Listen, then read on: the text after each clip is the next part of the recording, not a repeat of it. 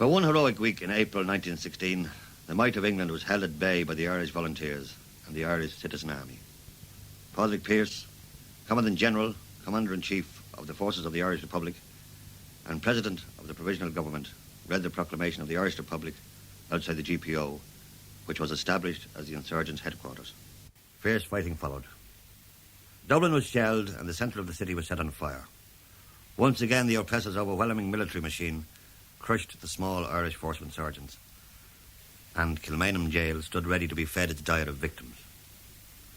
After the surrender, sentence of death was passed on 97 participants, including one woman, the Countess Markievicz.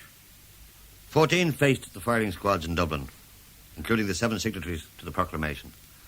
Thomas Kent was shot in Cork and Sir Roger Casement was hanged in London. The other sentenced prisoners were reprieved, together with members of Cumann na mBan and women who fought side by side with their men in the Citizen Army. It was in the infamous Stonebreaker's Yard that the 14 executions in Kilmianham took place, the last being the wounded James Connolly, who had to be strapped in a chair. A great crowd had gathered outside of Kilmianham, with their heads uncovered, they knelt to the ground. For inside that grim prison lay a true Irish soldier, his life for his country about to lay down.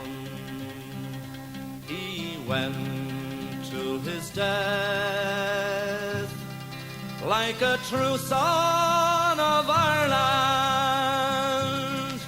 and the firing party he bravely did face.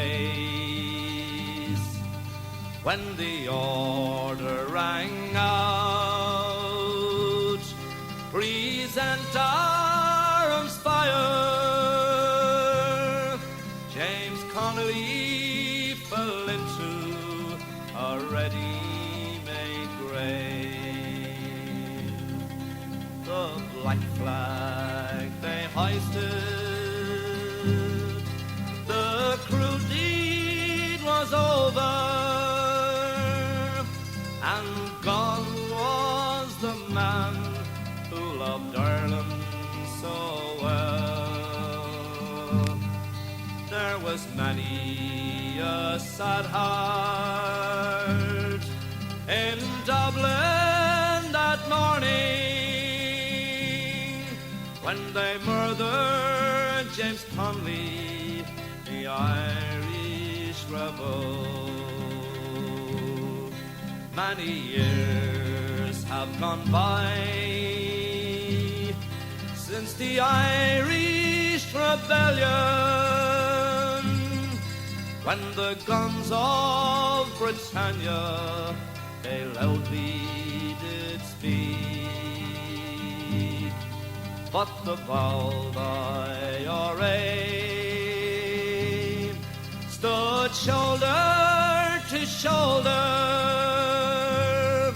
as the blood from their bodies flowed down Sackville Street. The four courts of Dublin the British bombarded, and the spirit of freedom they tried hard to quell. But above all that din came the cry, no surrender.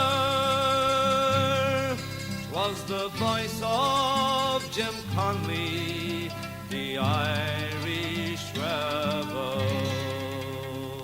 Grey Kilmianham jail stood impervious to the happenings outside its walls. In 1918, the Irish people held a general election, and the successful Sinn Féin candidates subsequently formed the first Dáil Éireann.